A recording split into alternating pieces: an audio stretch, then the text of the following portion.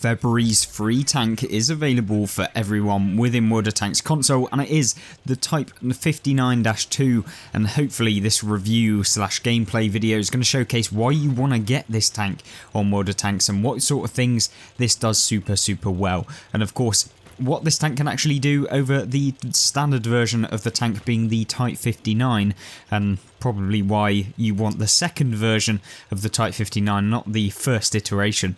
So obviously this tank is a medium tank for the Chinese line. At tier 8 it's premium, it makes a ton of credits, that's for sure as well. And this tank can bash out 390 alpha damage per shot, and that certainly does it really well actually, and you'll be able to do that consistently. You've also got good turret armor, you've got good mobility as well, as you're seeing here, 50 kilometers an hour, pretty standard to be honest with you.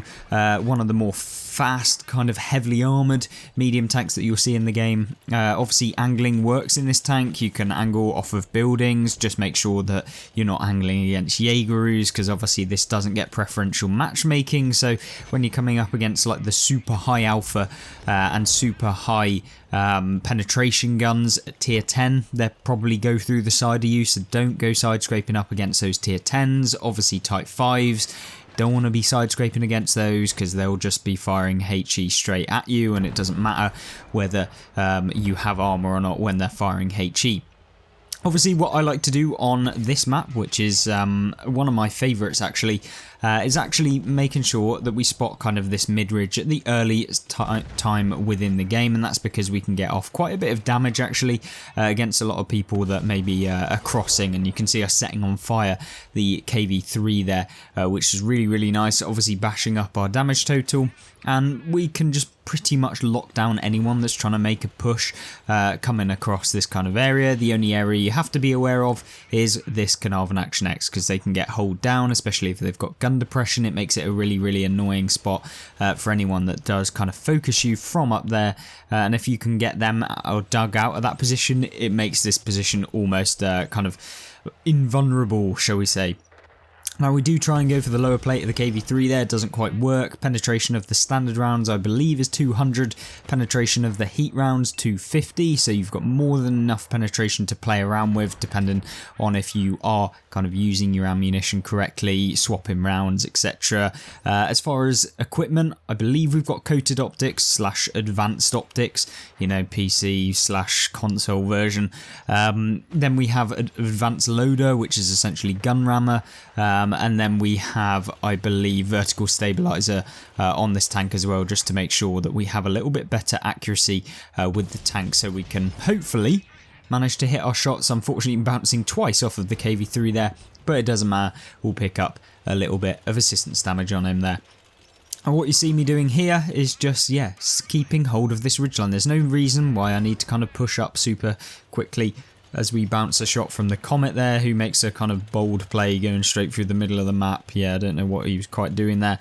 Game's not looking particularly great. 11-9, make that 10-9 now, but what we can do is now push for our team to try and help them out, and if we can push, make a kind of pincer maneuver around a lot of these opponents that are going to be in this sort of area by the Carnarvon Action X, then we should be able to help out. I know that the Ragnarok's there, but it shouldn't be too much of a problem as long as I actually aim, which we're trying to do here. Obviously aiming down the actual sights there to put a round into him. What I should have done here with the CS59 is not actually have poked the ridge until I was sure that he was going to turn towards the Concept 1B there, but you know, it's kind of minuscule plays. Obviously I know that I probably don't need the hit points right now, but you know, you can't predict, maybe in the future I would have needed them, but I need to kind of be quick as to what I'm doing to try and help out the teammates who are going to be over here, since there's only 2 of my teammates and there's 3 tanks that are spotted over here, let alone there may be some hidden in the back, so we need to make sure that we can help out our team in this sort of scenario. We know the Carnarvon Action X is going to be around here. Talking about him, he is there. Also spot a T32 there, making a bit of a play as well. Now in this position, you'll notice that if we were in something like the Type 59 pre-patch and pre-buffs, we wouldn't have been able to use the gun depression, but this tank has 5 degrees of gun depression, which actually make it useful. Like, you can use this tank in a few positions. If we had 3 degrees of gun depression like a lot of them do, this position is just basically pointless for that. This area up here gives you a little bit of cover for your lower plate and the kind of side of your tank, so you can kind of use that to your advantage, whilst also being able to kind of crossfire a lot of the people that peek the ridge. You'll see me doing here. Obviously take a little bit of a side scrape, probably don't need to. T32 looks adamant to shoot someone else on our team, but we'll put a nice one straight into the lower plate. Concept 1B then decides to face hug him, which makes it really hard for anyone else on our team to kind of help it out if he does come into a bit of trouble there. But that doesn't really matter. We're now going to push towards the final 4 enemies on the enemy team. We've picked up 3,300 damage, and this is where the Type 59-2 comes in really strong within console. Is just that you can just get the damage results really easy. You know, that's what, probably 9 shots of damage within the game. Obviously we've taken out a couple of tanks, so it's probably more than that, but 9 fully penetrating shots of damage to be able to get that much is really good for a medium tank. It plays very much like a heavy tank, and oh gosh, that's not the tank you want to be seeing. We get up close and personal to the wall here, just hugging it, and there's no way that this T54A1 can possibly take us out with that final shot. After firing, we know he has 4 shots of damaging hits he can do to the opponents, and now he's on a reload for probably 30 seconds. I'm not entirely sure exactly of the reload, but it's not long enough to reload and take us out before we take him out. Obviously getting a little bit more damage on him, picking up the final kill, and we've managed to actually have a pretty solid game. I'm trying to just spot over this side, make sure that our team know exactly where the opponents are. We don't manage to spot anyone other than the 65T, who my heavy on our team manages to do, but we do finally spot the T30 there. Want to be very careful with that tank. It's probably going to be able to go straight through the upper plate of this tank if he manages to catch us. Obviously with the mobility that this tank has, we can move, we can use that to our advantage. You know, we can go into this position, I try and take a lucky shot, you know, probably wasn't going to ever happen, but we do try and do it anyway, just to hope that we can get some more damage, but we're going to take a little bit more of a wider stance so we can get some better angles on opponents if they decide to kind of push into our team. But didn't really need to do that at the end, but it's definitely something that if we maybe needed to, we could have taken out the AMX65T. But it doesn't really matter at this point. What I'm doing is just trying to get the T30, which of course is a 5v1. He'd have to have a very good game, and we'd all have to go in 1 by 1. And unfortunately for the T30, we're not going all in 1 by 1. Don't know quite why someone managed to hit me there, but there we go. Obviously not too bad. I don't want to go in. T30 could have the top gun, he could have the small gun. I'm thinking he's probably got the top gun, so it's not worth me poking around that corner because, yeah, I've only got 480 hit points, and that top gun has 700 damage, I believe, maybe even 750 on the T30, so it's going to easily take me out. Now, you'll see there that the T30 fires, and it means we can go around and place the last 49 damage. Bit disappointing there to not have the highest pinnacle damage within this tank. I've certainly had better games, and you can see that in my kind of review last year on the Type 59-2 and the Earn operation last year. If you want to go back through, I'll link it at the end of this video, but we do have one more replay which I can showcase to you that's fairly good as well in the Type 59-2, which will come up now. Next up is Lakeville. So this is a map that once again is one of the better ones within World of Tanks console, so no complaints there, and we managed to have a pretty decent result at the end of it. What you'll see here is me taking the mid-ridge. This is kind of a position I really like to favour. I feel like you can get vision, and you can also use this position to then retreat back and take the flank that really needs to be taken dependent on the game scenario. Obviously every single game is slightly different each game, but you know, make of that what you will, and we can kind of react to the decisions being made by both our team and the enemy team to really have a good game. You also notice that actually at the beginning of the game it's a pretty good kind of range of where our team are going. You see that there's quite a few people going down the left hand flank, you know, 3 people, that's not awful. I've seen far worse.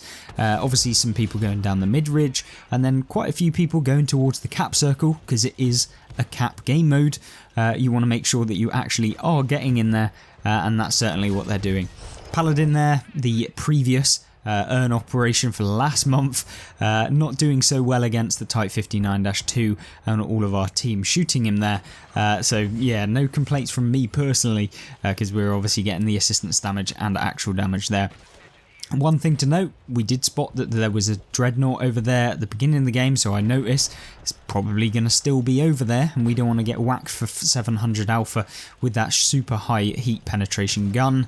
But what we can do is put easy side shots into these T-43 and the heavy tanks on this sort of flank, and this is a position I quite like doing. You have to be very mindful that, you know, if it all goes pear-shaped, basically, where the enemy team straight ahead of you decide to push and rush you into this position, you better hope that your teammates on the left-hand side within the city are going to protect you from them, as well as making sure that you then protect yourself from the opposing enemy team within the city as well. So these are things to just think about. You know, all of these positions are very specific to the game. You can't just do one thing and hope it's going to work every single time, because that's not how World of Tanks works. Every game is slightly different. Yes, you have some generic trends and places you don't want to go, like that central position at E6 is not a good idea if you want to have a good game, jumping straight into the water, obviously. But yeah, definitely if you take this mid-ridge and kind of notice when and when not to push, and the sort of positions where you become very vulnerable within the game, then that's something you can do. Obviously we can snap a shot into the Fury there and get a little bit of damage. Now we'll try and get some shots on the T28 here. Probably should have loaded heat just to 100%. Make sure that we'll be able to go through the T28, because yeah, pretty much that tank gets ruined by premium ammunition, because although you can pen it in the lower plate, which is the weak point of it, as soon as they start to angle it becomes a little bit harder, and if you load heat you don't have any kind of difficulty managing to go through them.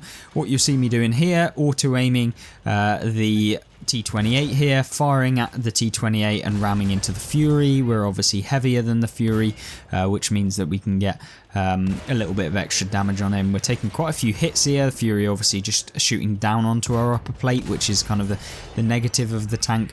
But, you know, very, very quick game, only lasting, what, 3.5 minutes, and we've wiped out, what, 11 of the enemy team. Very, very good game. Unfortunately, within this game, our team are just basically going to cap for the rest of the game, which is annoying. You know, we're pinging attack and stuff like that, but obviously it does secure the victory, and it's not the end of the world.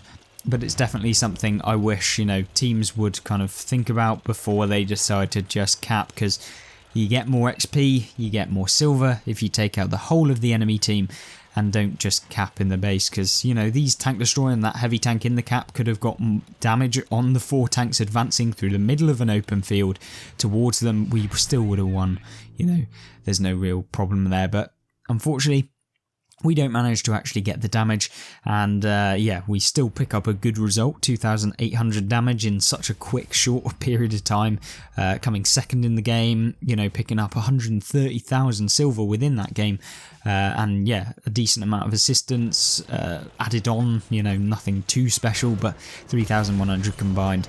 Certainly would have seen more damage in that game had we not capped, but that's kind of the price of paying World of Tanks console. But hopefully you enjoyed this video, and I hope that you'll check out the other Type 59-2 video, which I would 100% recommend, showcasing some really, really amazing high-level gameplays within World of Tanks console. But other than that, I hope you have a fantastic rest of your day and a fantastic rest of your week, and I hope to see you there. Goodbye.